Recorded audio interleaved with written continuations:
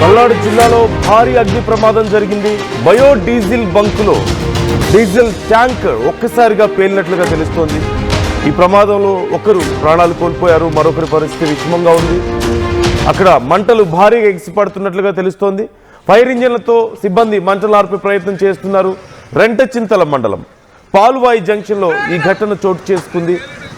ఒక bio diesel బంక్లో ఈ ప్రమాదం జరిగినట్లుగా మనకు తెలుస్తోంది. ఒక ట్యాంక్ ఒక్కసారిగా బ్లాస్ట్ అయినట్లుగా చూస్తున్నాం, మనం స్క్రీన్లో చూస్తున్నాం. పాల్వాయి జంక్షన్ రెంటచింతల్లో ఈ ఘటన చోటు చేసుకుంది. భారీగా ఎగిసి పడుతున్నటువంటి అగ్ని కీలల్ని మనం చూస్తున్నాం. మొత్తం ఆ ప్రాంతం అంతా కూడా పొగతో కమ్ముకుపోయినట్లుగా తెలుస్తుంది. వెంటనే స్పందించిన అగ్నిమాపక సిబ్బంది అక్కడికి చేరుకొని ఆ మంటలను ఆర్పివేసే ప్రయత్నం చేశారు. అయితే ఈ ప్రమాదంలో భారీగా నష్టం జరిగింది అంటున్నారు. ఇప్పటికే ఒకరు ప్రాణాలు కోల్పోయారంటూ కూడా సమాచారం అందుతుంది. అయితే అసలు ప్రమాదానికి కారణం ఏంటి అనే వివరాలు ఇంకా మనకు తెలియాల్సి ఉంది. ఫుల్ డీటెయిల్స్ తెలుసుకుందాం. మా ప్రతినిధి సాయి జాయిన్ అవుతున్నారు. సాయి, అసలు ఈ ప్రమాదానికి కారణం ఏంటి? ప్రస్తుతం అక్కడ కండిషన్ ఎలా ఉంది? ఏ సమయంలో జరిగింది ఇది? 6:30 గంటల సమయంలో ఈ ఫైర్ యాక్సిడెంట్ జరిగినట్లు కూడా అధికారులు అయితే ప్రస్తుతం గుర్తిస్తున్నారు.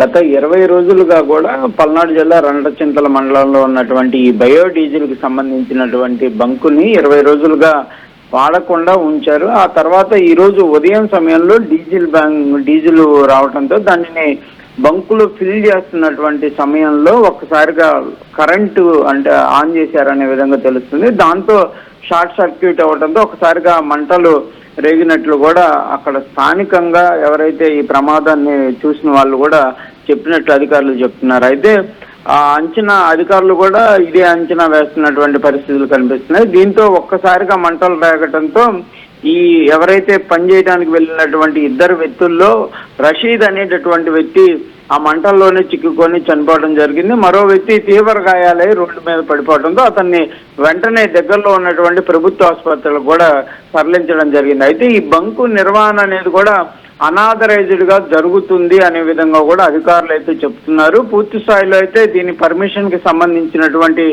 అంశాలు తెలియాల్సినటువంటి పరిస్థితి ఉంది. ఏదైనప్పటికీ కూడా ఈ డీజిల్ కి సంబంధించి కానీ పెట్రోల్ బంకులు నిర్వహించేటటువంటి సమయంలో కంపల్సరిగా సేఫ్టీ మెజర్మెంట్స్ పాటించాల్సినటువంటి పరిస్థితులు ఉంటాయి. అవి పాటించకపోవడం వల్లే ఈ ప్రమాదం కూడా జరిగినట్లయితే అధికారులు అయితే ప్రాథమికంగా అంచనా వేస్తున్నారు. వీళ్ళిద్దరితో పాటు మరికొంతమంది ఎవరైనా లోపల ఉన్నారా, ఈ ప్రమాదంలో మరికొంతమందికి ఏమైనా గాయాలయ్యాయనే కోణంలో కూడా ప్రస్తుతం అయితే దర్యాప్తు జరుగుతుంది. ఇంకా మంటలు అయితే అదుపులోకి తీసుకొని రావడానికి అయితే ప్రయత్నం చేస్తున్నటువంటి పరిస్థితులు అయితే కనిపిస్తున్నాయి.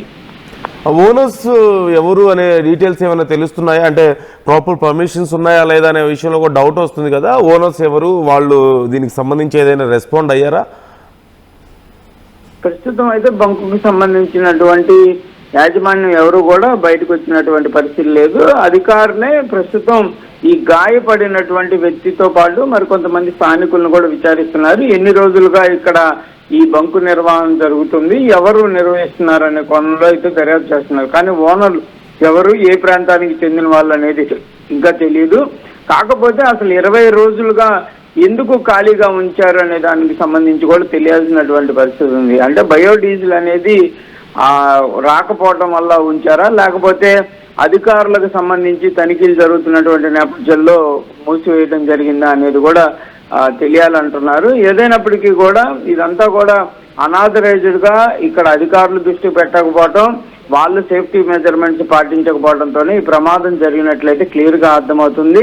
ఎందుకంటే ప్రమాదం జరిగినటువంటి 2-3 గంటల వరకు కూడా ఆ బంకుకు సంబంధించింది ఎవరు నిర్వహిస్తున్నారు, ఏంటి, అసలు ఆ బంకు పర్మిషన్లు ఏంటి అనేది కూడా తెలియకపోవటం అనేది కూడా అందరినీ కూడా ఆశ్చర్యానికి గురి చేస్తున్నటువంటి పరిస్థితులు అయితే కనిపిస్తున్నాయి.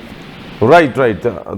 Thank you Sai, thanks for the details. మొత్తం మీద ఇప్పుడు ఈ బయో డీజిల్ బంక్కి సంబంధించి ఎన్నో ప్రశ్నలు తెర మీదకి వస్తున్నాయి. ఓ పక్క ప్రమాదం జరిగి ఇప్పటికే ఒకరు ప్రాణాలు కోల్పోయారు, మరొకరి పరిస్థితి కొంత విషమంగా ఉన్నట్లుగా తెలుస్తోంది. అయితే 20 రోజులుగా ఈ బంక్ అసలు ఎందుకు క్లోజ్ చేసి ఉంది అనే ప్రశ్న ఇక్కడ ఉత్పన్నమవుతుంది. అధికారుల తనిఖీల కారణంగా టెంపరీగా క్లోజ్ చేశారా అనే ప్రశ్న వస్తుంది.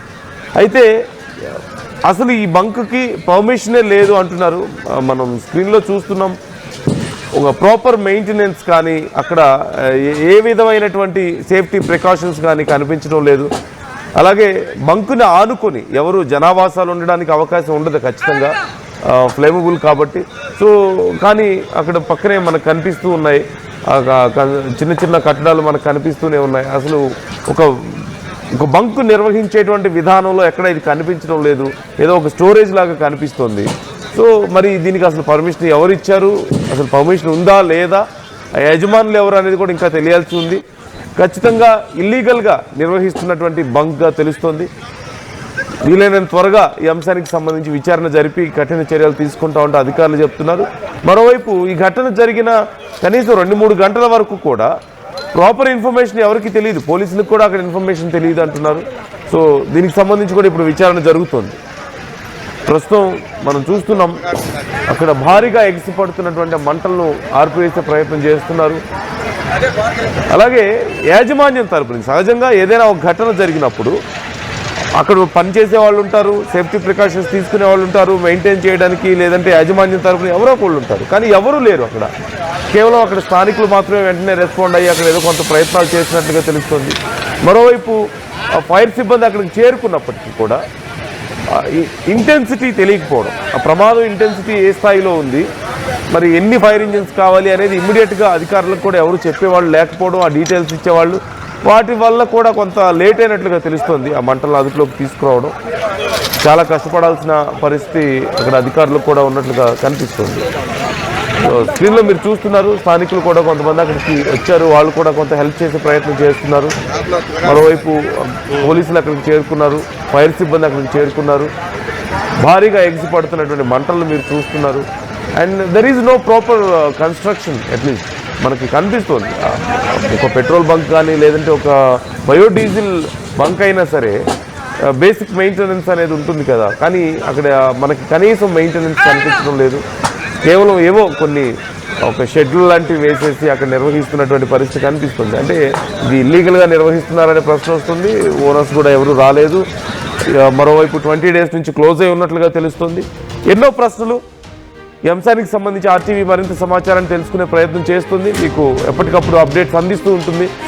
మీ ఒపీనియన్స్ ఏంటి, జరిగినటువంటి ఘటన పట్ల మీ అభిప్రాయాలను కూడా మాతో తెలియజేసే ప్రయత్నం చేయండి. బయోడీజిల్ బంక్స్ ఇలా మీ ప్రాంతాల్లో ఎక్కడైనా మీకు గమనించారా, అక్కడి పరిస్థితులు ఎలా ఉన్నాయి, కామెంట్ చేసే ప్రయత్నం చేయండి.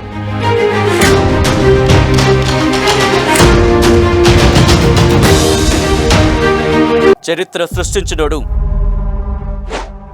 ఇప్పుడు ఆ చరిత్రని తిరగరాయబోతున్నాడు. అబద్ధాల గోడల్ని బద్దలు కొట్టి నిజాలను రాగా మీ ముందుంచబోతున్నాడు.